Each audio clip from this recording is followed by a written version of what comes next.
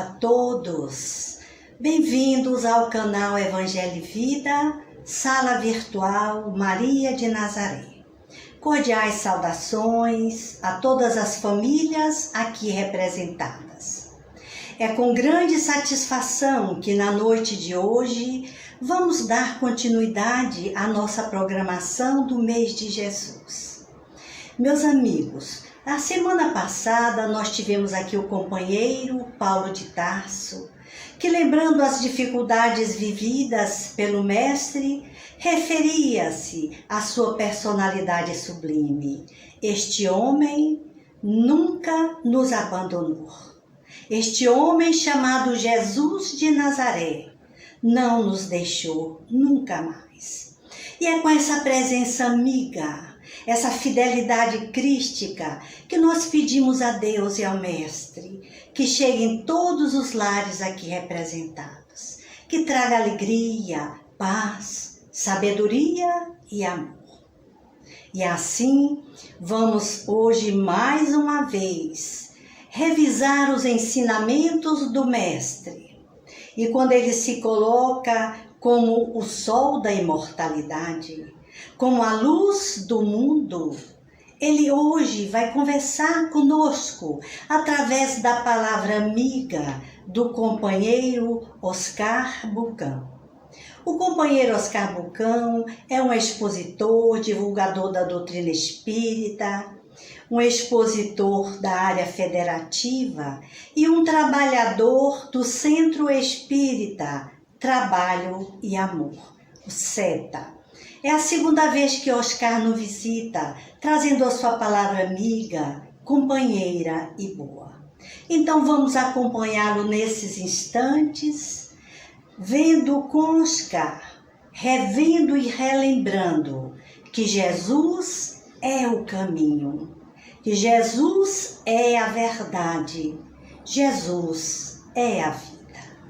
Com vocês, o companheiro e amigo, mais uma vez vamos recebê-lo com gratidão, com alegria e muito carinhosamente dentro dos nossos lares.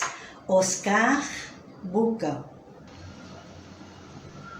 Olá, queridos amigos do canal Evangelho e Vida. Jesus nos abençoe, nos dê paz. Queria agradecer a nossa querida Alvanir pelo convite para, no mês de Jesus, dezembro, estarmos juntos mais uma vez, trazendo reflexões sobre este querido Espírito, este querido amigo, ele que está conosco em todos os instantes. Muitas vezes sequer sabemos ou temos uma percepção exata disso, mas ele está conosco. Então, Alvani, obrigado pelo convite, em especial para falar de um tema que se refere ao próprio Jesus, no momento em que ele se apresenta para a humanidade, né? Ele se autodefine, vamos usar essa expressão. Em alguns momentos ele fez isso, né? Porque é muito difícil para nós fazermos uma leitura do psiquismo de Jesus, né? Da sua grandiosidade espiritual. Muito difícil. Muito difícil. Eu diria mesmo impossível. Impossível. Então, se ele não dá essa sinalização, em alguns momentos ele fez isso no diálogo com a mulher samaritana, quando ela se referia que estavam esperando o Messias, o enviado, e ele então diz, mas eu o sou. E em outras passagens também, onde ele vai se referir a isso, em outro momento ele vai dizer, eu sou a luz do mundo. Olha aí, quem não andar comigo, andará em trevas. E nessa passagem que nós vamos examinar brevemente, no dia de hoje, ele diz: eu sou o caminho, a verdade e a vida, e ninguém irá ao Pai se não for por mim. Né? Então, isso é de uma beleza, de uma profundidade incomensurável. Nós não temos a maturidade espiritual para fazer a decodificação dessa frase, dessa expressão, dessa elucidação que ele faz sobre ele mesmo. Não temos essa condição. Não temos. Joana de Ângeles chega ao ponto de dizer que os grandes estudiosos da mente humana, Freud, Jung e outros, não conseguiram fazer a leitura do psiquismo de Jesus. Por quê? Porque não há enquadramento para ele. Não tem enquadramento. Qual é o enquadramento? Né? Qual é o enquadramento de um Cristo? Não tem. Não existe. Qual é o enquadramento daquele que se convencionou chamar comumente de o Salvador? Não existe, não tem como. Quem foi um Salvador? Quem se apresentou nessa condição, ou quem foi um Salvador? Nunca existiu. Ou seja, no nível humano, não há referência. Até porque ele é um Cristo. Né? Ele já traspassou o nível humano.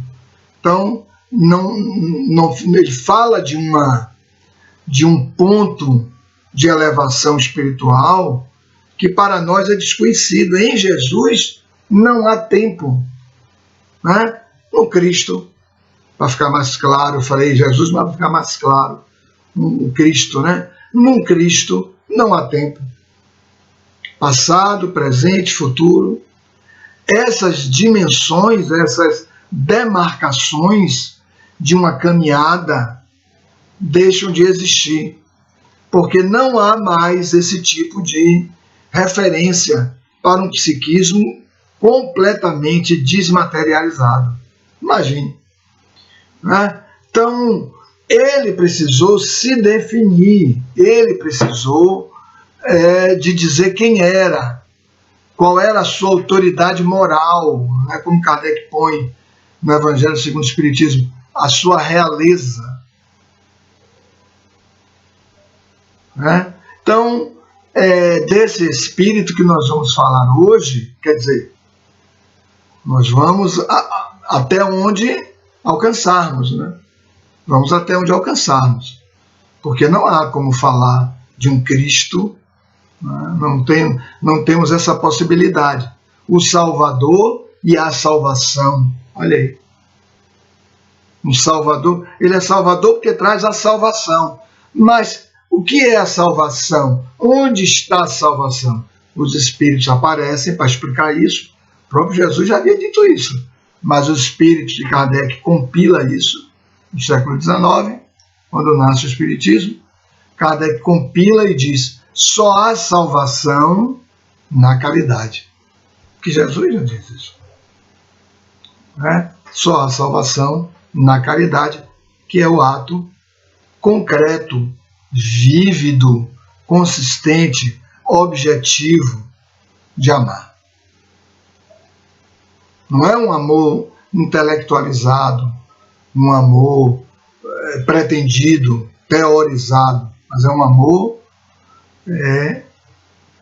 vívido, real, um amor sentido e vertido através de um ato em favor de alguém, seja o que for.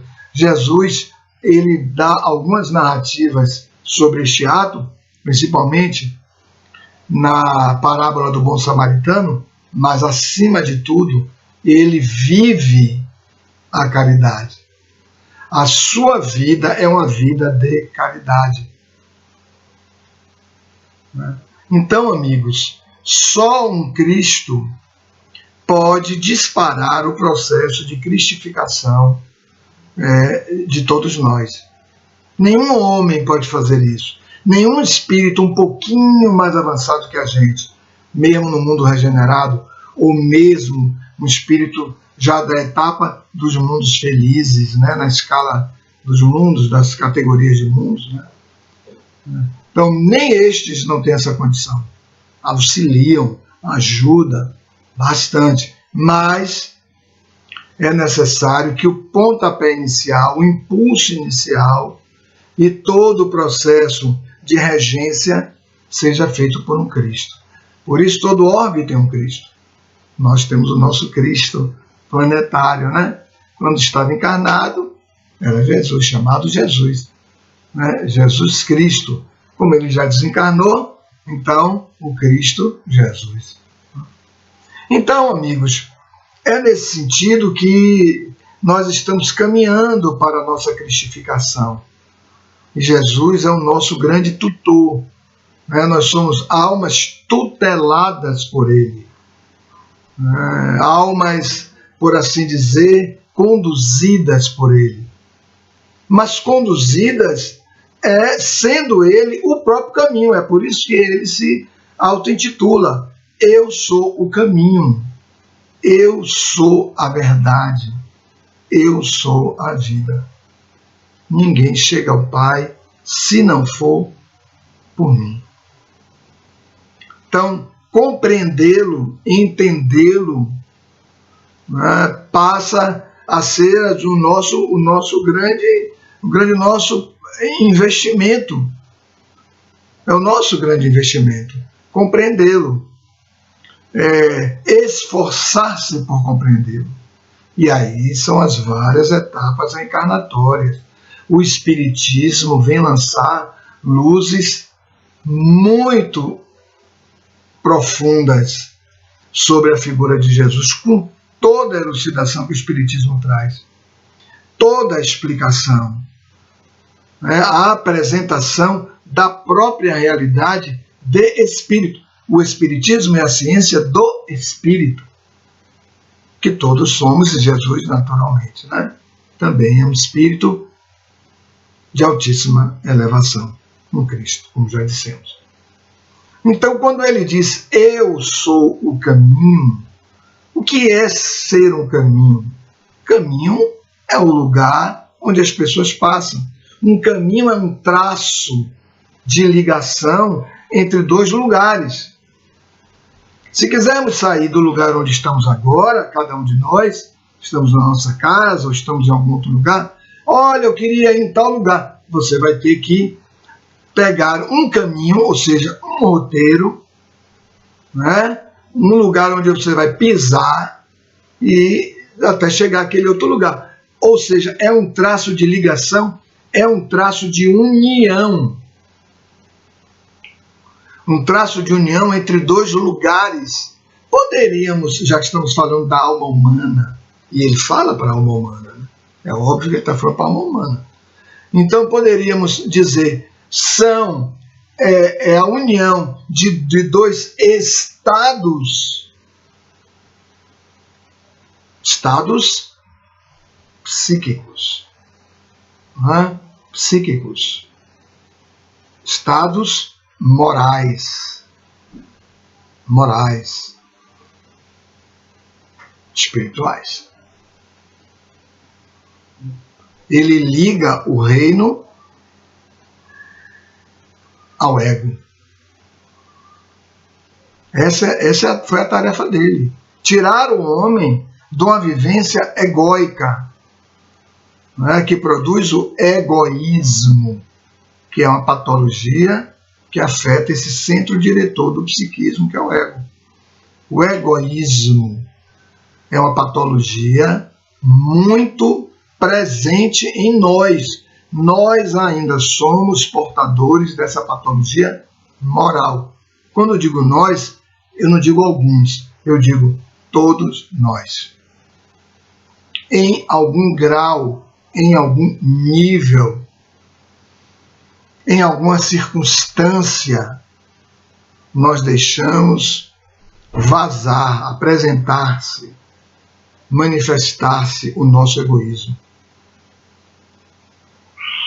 Então Jesus, ele vem exatamente apresentar a salvação pela caridade, que é o contrário do egoísmo, ou seja, é a ação de amar em doação. Mas em doação de bens, de coisas, também.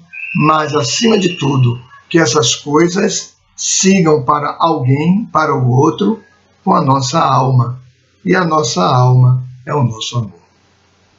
Onde numa doação de um bem material qualquer não houver o amor como vibração, não foi a nossa alma junto. Não há caridade. Onde não há amor, não há caridade. Há até da ação de coisas, que é um ato louvável. É o ato de solidariedade, é o ato de condoer-se da dificuldade de uma outra pessoa, muito louvável, muito meritório. Mas ainda falta um refino nesse ato. O refino desse ato é a caridade. Esse é o refino do ato. E a caridade tem por alma o amor. Né? O amor. Esse sentimento de renovação, esse sentimento que amplia o coração de quem recebe o objeto da vida, ou a palavra. Pode ser uma palavra, não precisa me dar só coisas, coisas também, né? Mas não só coisas, mas a palavra. Quantas vezes a palavra envolvida com a matriz do amor, ela não é restauradora.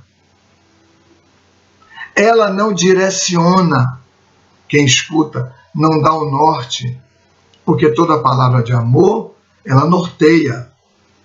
Ela não é uma palavra que salva. Salvar alguém da tristeza. A palavra ilumina. Salvar alguém das trevas, onde o indivíduo não vê caminho. É isso que Jesus fez. É isso que Jesus fez. Então, ser o caminho é realizar o processo de condução das criaturas para Deus. Ele é o guia. Os Espíritos tratam assim, parte 3ª do Livro dos Espíritos, Leis Morais da Vida. Ele diz, Jesus, né, quando Kardec pergunta, quem devemos tomar como guia e modelo? Eles dizem, Jesus. Guia, ou seja, aquele que está conduzindo. O guia sabe onde está a meta, não é assim? E modelo, ou seja, aquele que devemos imitar. O modelo é aquele que devemos imitar. Né? Imitar no modo de ser, nos gestos, no coração, que é puro. Puro no sentido das intenções más, né? De não nutrir as más intenções. Puro nesse sentido. Então Jesus é o nosso modelo. Ele é o guia. O planeta segue guiado por ele. O planeta segue guiado por ele. Não tenhamos qualquer tipo de desesperança, de receio. Jesus segue guiando o planeta.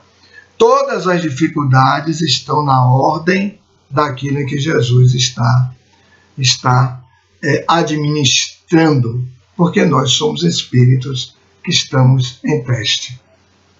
Né? Estamos sob exame, quer dizer, mundo de provas e expiações, mundo de exame, estamos sob exame. Né? Então Jesus, ele nessa sua atividade de ligar-nos ao reino que temos, porque notem, amigos, o caminho é para dentro de nós. Jesus diz isso o tempo todo. Ele conta várias parábolas para dizer que o caminho é para dentro. O caminho não é para fora. Né? As religiões apresentam caminhos para fora. Equívoco total. Por isso as religiões estão, de um modo geral, falindo. Elas estão falindo porque estão voltadas para as aquisições de fora, prometendo às pessoas paz fora, paz corporal, paz nos negócios, paz na prosperidade. Jesus não traz paz das prosperidades. Ele traz paz da consciência. Traz paz para a consciência. Olha aí. Então, é muito difícil fazer essa leitura de Jesus. Então, nessa sua versão de ser o caminho, é aquele com quem devemos andar. Quem andar comigo não andará em trevas. Olha como ele fala. Andará em luz. É isso, porque ele era a luz. E é a luz. E é a luz deste mundo. Ele é a luz deste mundo, a luz espiritual. Claro que o mundo tem a sua luz, que é o sol. Mas ele é o sol espiritual de todos nós. Luz no sentido de lucidez. Ele traz lucidez para todos nós. Na dimensão exata daquilo que somos. Somos um espírito. Somos criaturas divinas, expressões da divindade. Ele diz, sois deuses. Olha como ele vai nos orientando para nós percebermos esse caminho. Esse caminho que é Jesus é um caminho que precisa ser percebido. Um caminho que precisa ser sentido. Às vezes nós falamos tanto de Jesus. Jesus, Jesus, Jesus, Jesus, Jesus. Mas às vezes é necessário fazer silêncio. Reunir todas as nossas forças, os nossos processos de registros, de captação, para, ao invés de usarmos apenas o intelecto, também o intelecto, mas apenas o intelecto, nós sentirmos Jesus. Sentirmos. Aquele que não tiver feito uma conexão com ele no coração, não vai conseguir. Não vai conseguir. Ele fez tudo para nos colocar a todos nós, colocarmos a todos nós nesse caminho, junto com ele, nesse caminho para Deus. Tanto que ele, lá no final, após a Santa Ceia, ele faz o que? Surpreendentemente, ele começa a lavar os pés dos discípulos. Olha que coisa interessante isso aí. Por que ele faz isso? Muito interessante. Uma série de ensinamentos ele já havia dado. Curas ele tinha realizado. Olha como ele ministrou todo um processo educativo de profundidade. Já tinha caminhado com esses discípulos, demonstrado a eles, já os tinha enviado para realizarem tarefas sozinhos. Tudo isso é um processo de treinamento, um processo de educação, de preparação. Mas ele precisava ainda de realizar um penúltimo ato. Eu digo penúltimo porque vai ter um último ato nesse processo educacional. Mas um penúltimo ato, que foi o de lavar os pés. Como que há dizer a eles que era necessário que se estabelecessem nos corações e nas mentes de cada um deles a humildade? Isso é ser caminho. Então ele começa a lavar os pés. Quando chega em Pedro, Pedro diz, Senhor, o Senhor não vai lavar meus pés. Como se lavar os pés fosse um ato menor. Um ato que deveria ser praticado por um serviçal. Lembram disso? Aí ele vai dizer assim, Pedro, se eu não lavar teus pés, tu não terás parte comigo. Porque faltaria a humildade, que é o ponto central da doutrina de Jesus. Pedro não teria a humildade. Ele não alcançaria. ele evitando, não é que ele não amasse Jesus, mas quando ele evita, ele não permite que Jesus dê a ele o ensinamento da humildade, porque quem separa é o não humilde, é o orgulhoso. Quando nós dizemos a uma pessoa, o seu lugar é aí, nós estamos pondo a pessoa distante de nós. Então criamos essa barreira psíquica, essa barreira mental entre nós e as pessoas. E Jesus diz, olha, se isso não acontecer, se eu não lavar teus pés, tu não terás parte comigo. E então Pedro cede, diz, lava, Senhor, então o corpo inteiro. E Jesus disse, não é necessário. Aí ele dá outros desdobramentos, que não é objeto do nosso estudo hoje. Mas notem nessa passagem, né? Notem como ele traz esse traço específico dentro desse caminho para que os discípulos sigam com ele.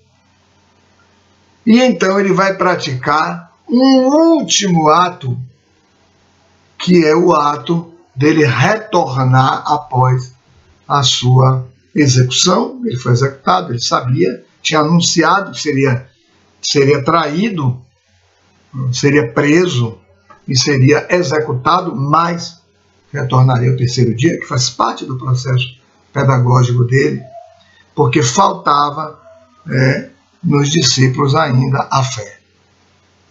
Faltava a fé.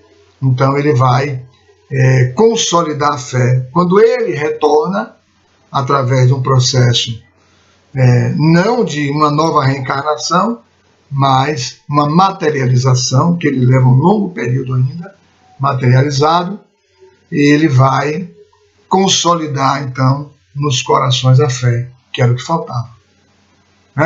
Já tinha ensinamento do amor, da caridade, da humildade, do serviço, e faltava a fé.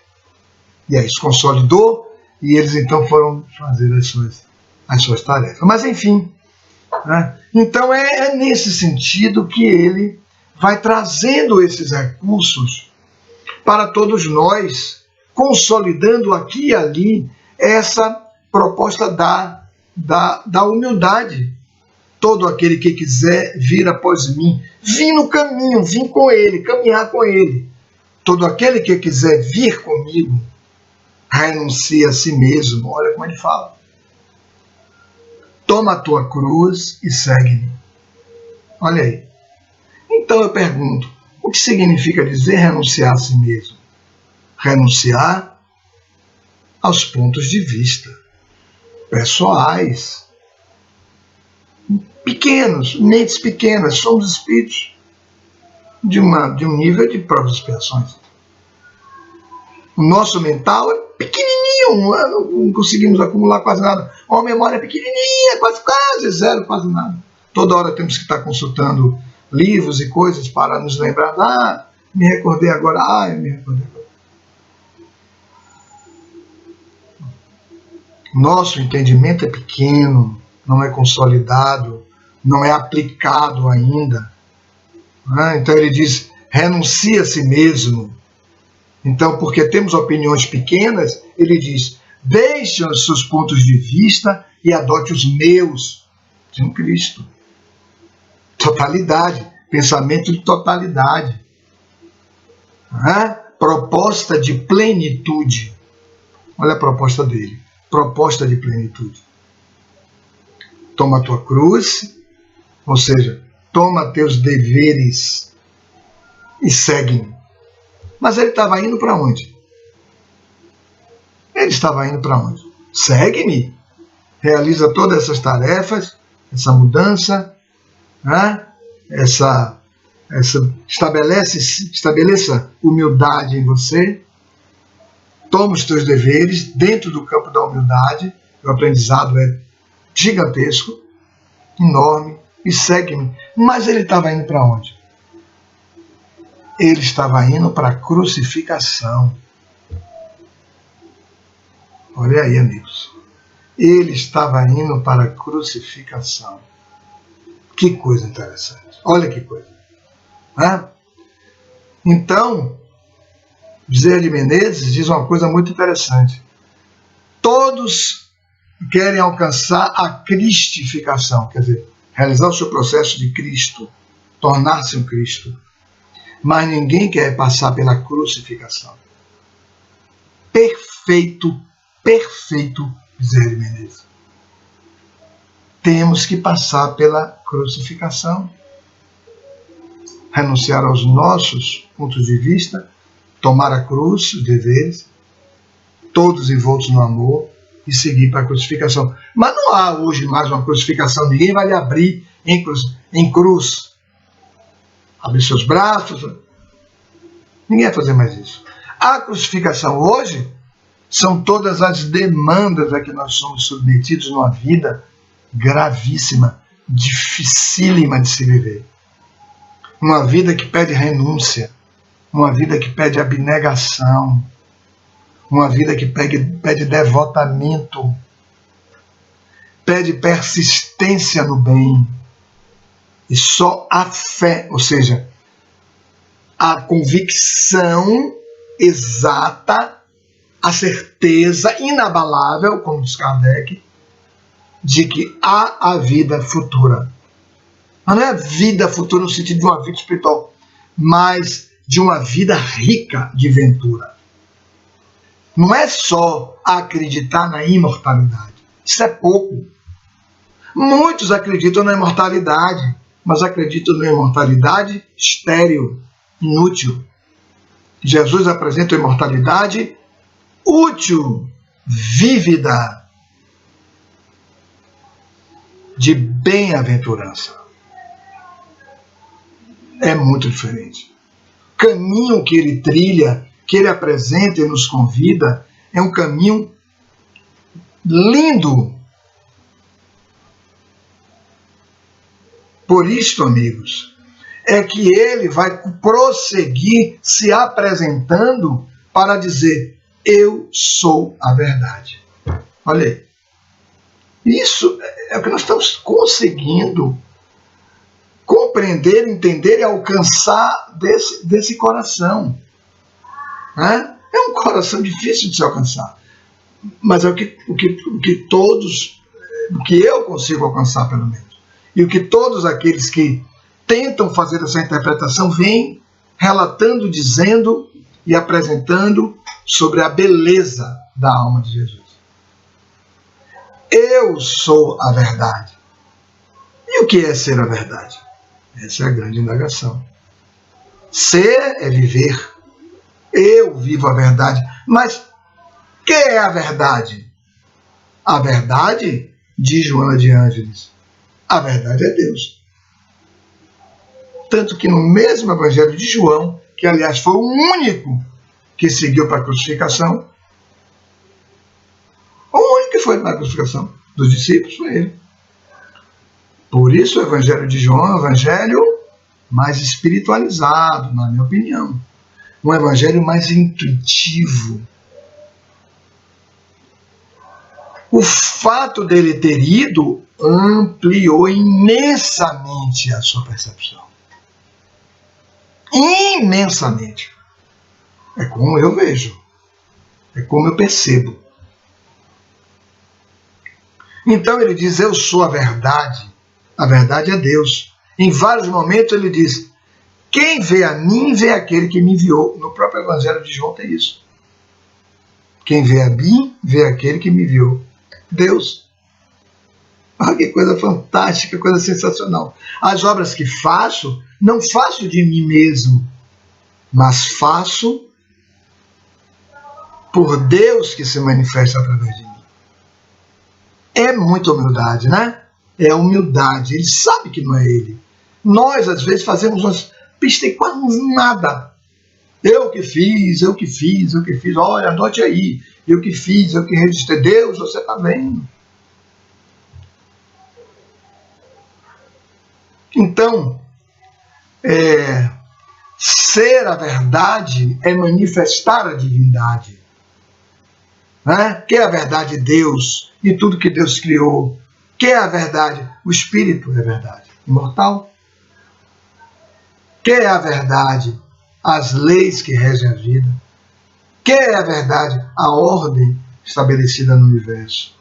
Que é a verdade? O amor.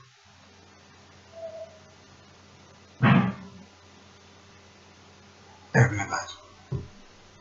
Tudo mais é ilusão. Tudo mais é ilusão. Tudo mais é momentâneo, é circunstancial. É o tempo daquela experiência que era necessária ser vivida.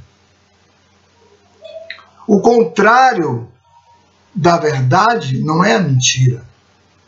O contrário da verdade é a ilusão. Usamos da técnica da mentira para garantir, assegurar, manter uma ilusão. Mas o contrário da verdade é a ilusão. A ilusão é uma falsa ideia sobre alguma coisa.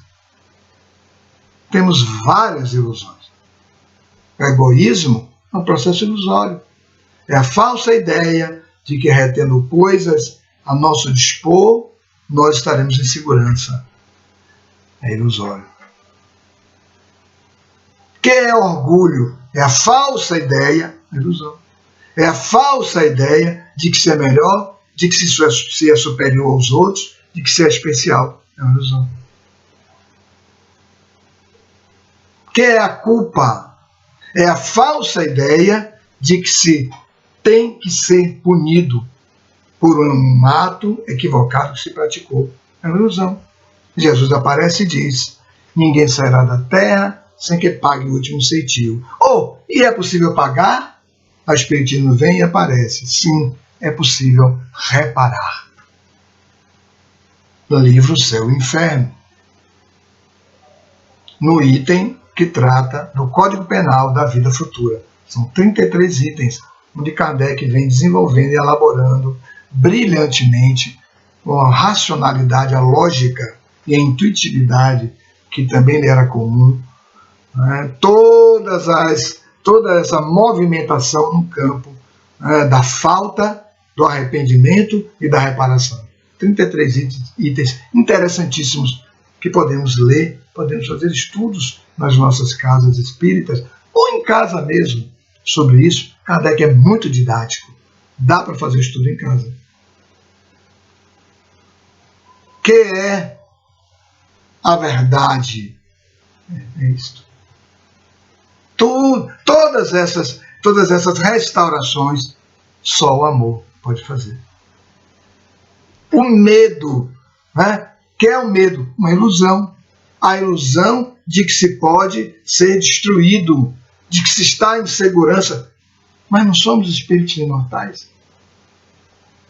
A fé não é um antídoto para o medo?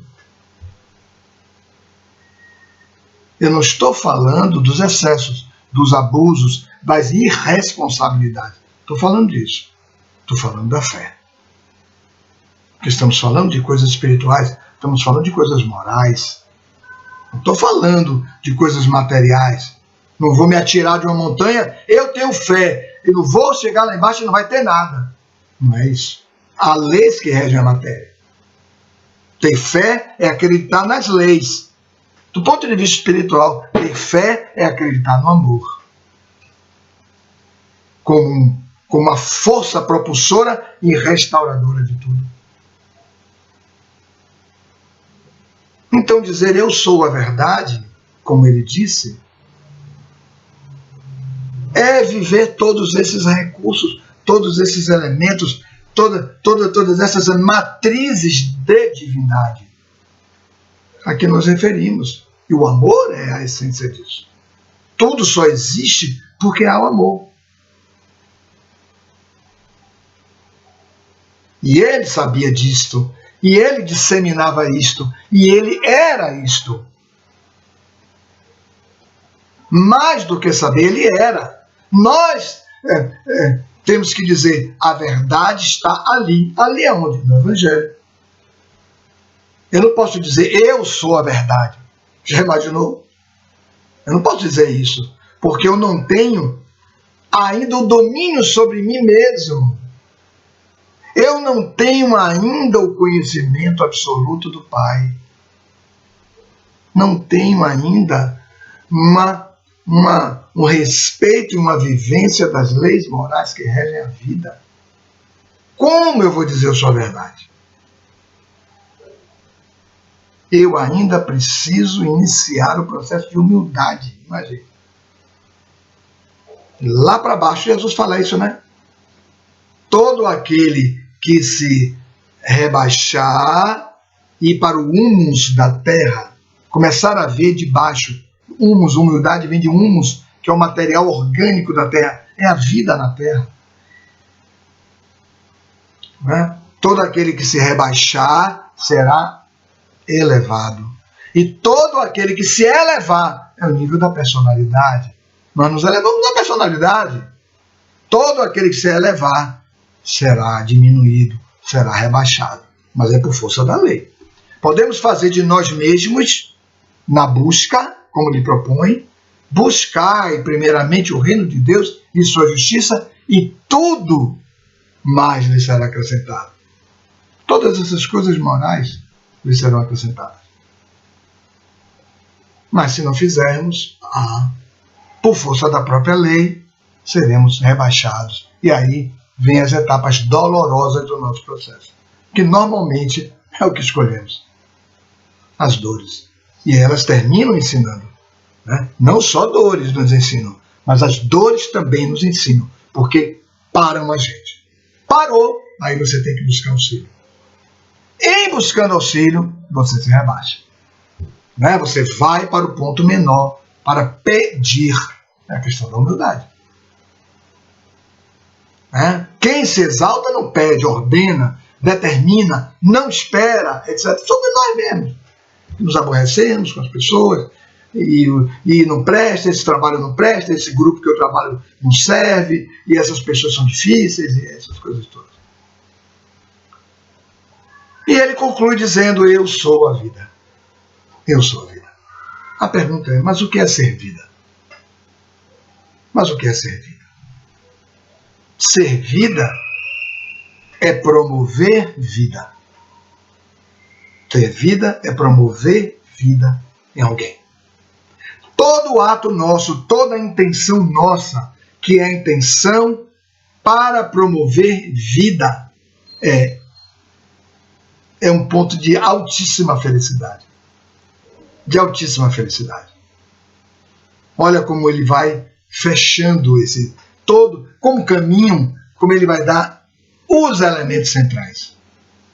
Eu posso ter todo o conhecimento da obra de Jesus, de todos os evangelhos, anunciar capítulos e versículos, mas se não tiver humildade, a minha fala será uma fala onde eu vou me destacar para elevar-me em personalidade. Porque o que as pessoas dizem, isso é personalidade. O que é a personalidade? O conjunto de características que o indivíduo é. É a sua fisionomia, é como você pensa, é a sua expressão corporal, enfim, é a dicção para a sociedade daquilo que você é.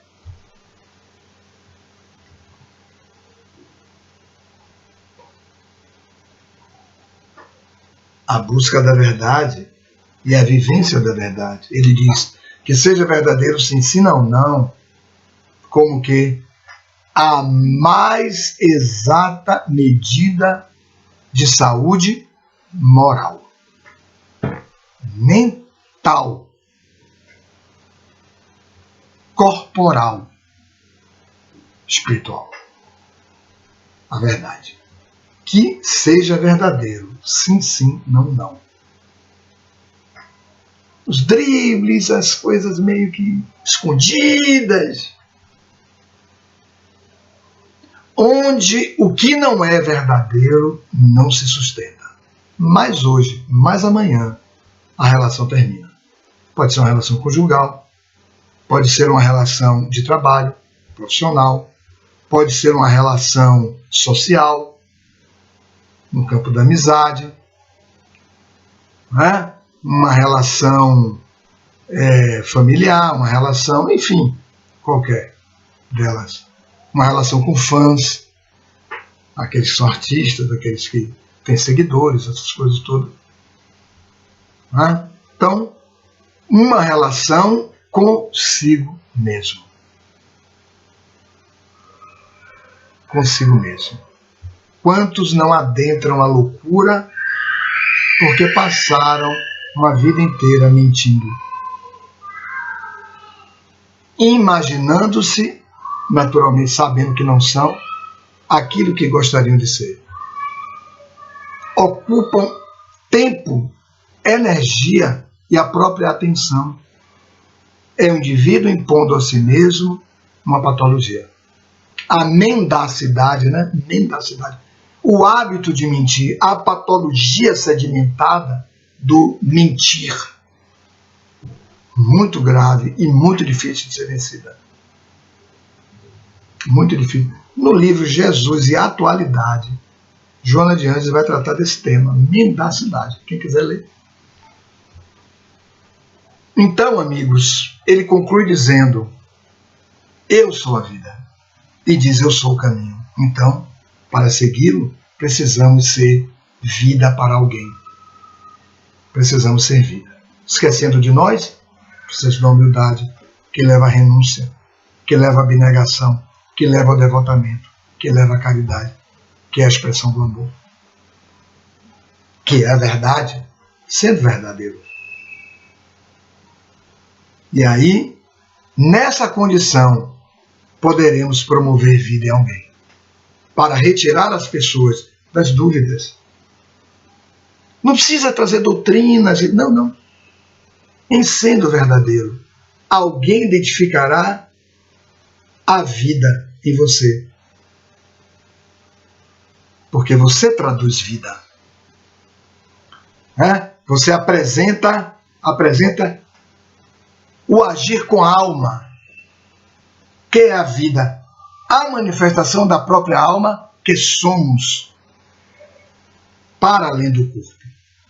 É vida. Só a vida na alma. E a alma é filha de Deus. E Deus é a fonte da vida. É isso que ele quer dizer. Eu sou a vida. Eu sou a expressão da divindade. Só há futuro em mim. É isso que ele quer dizer. Só há futuro em mim. Paulo chega ao ponto de dizer assim. Olha como Paulo captou essa profundidade de Jesus. Desperta, ó tu que dormes. Levanta-te dos mortos. Veja, ele não está falando para pessoas mortas. Ele está falando para pessoas que estão escutando ele. Desperta, ó tu que dormes. Levanta-te dos mortos e Cristo te iluminará. Com a vida que ele é. Para nós nos tornarmos vida. Não há nada mais especial do que sentir-se vivo. Quando matamos todas as coisas em nós que já são mortas. Objetos, títulos, beleza física. Não que as pessoas não devamos nos vestir bem, colocar, as mulheres colocarem ali as suas joias, as suas belezas, né? Tudo que possa embelezar. Não, mal natural. Isso é natural. Mas não viver para isso, porque essas coisas são mortas. Este corpo morrerá em breve. Breve. Vimos agora tantas pessoas que morreram. Morreram tantas pessoas que conhecemos, pessoas até da nossa família. Olha aí. Os bens que temos são coisas mortas. Não nascemos com elas. Quando morremos, não vamos levá-las. Desperta, ó tu que dormes, levanta-te dos mortos, os aprisionados, né? Os aficionados nas coisas materiais, se tornam mortos tanto quanto as coisas a que eles amam são mortas. E Cristo te iluminará. Muita paz a todos, muito obrigado pelo convite. Jesus é o nosso guia, é o nosso mestre, é a nossa luz. Se não temos a profundidade ainda para alcançá-lo, mas tenhamos disposições para estarmos abertos. a fim de que a luz dele ilumine o nosso coração. Põe, Jesus, o teu coração próximo do nosso coração. Feliz Natal a todos. Jesus esteja em nossos corações. Muita paz. Meus amigos, vamos neste momento agradecer a Deus pela presença destes amigos queridos, destes trabalhadores de Jesus, e na pessoa do companheiro Oscar Bucão, que nesse instante nós deixamos aqui os nossos sinceros agradecimentos, pedindo a Jesus que abençoe a sua vida, a sua família, todos aqueles que lhe acompanham, tudo e todos à sua volta. É bom que não nos esqueçamos que Jesus, se fazendo caminho, nos dá o roteiro seguro para seguirmos adiante na estrada da vida. Sem Ele, nada somos. Com Ele, somos tudo. Então, meus amigos, vamos seguir adiante, agradecendo a Jesus, o nosso amigo querido, e a nossa Mãe Maria Santíssima, pela sua presença amiga no mundo, a nos ensinar, a nos orientar e nos encaminhar no caminho da lei, do amor e da caridade. Mais uma vez, agradecidos, aproveitando a oportunidade para continuarmos juntos na próxima semana, quando aqui iremos receber um amigo muito querido, que irá conversar conosco sobre o amor, a justiça e a caridade, o amigo Adilton Pugliese. Todos estão convidados. Vamos seguir juntos nesta caminhada, neste mês de Jesus.